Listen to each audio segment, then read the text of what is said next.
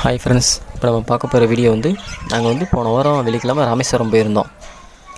காலையில் 4 மணிக்கு வேனை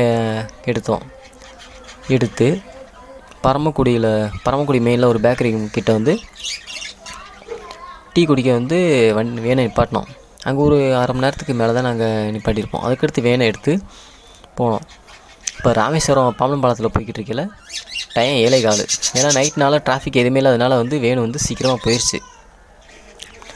சரின்ட்டு நாங்கள் போகும்போது பாம்பன் பாலம் பார்த்தோம், கடல், சின்ன சின்ன போட்டு பார்த்தோம், அதுக்கடுத்து பெரிய கப்பல் பார்த்தோம். அப்புறம் மீனவர்கள் மீனை பிடிச்சிட்டு வந்தாங்க.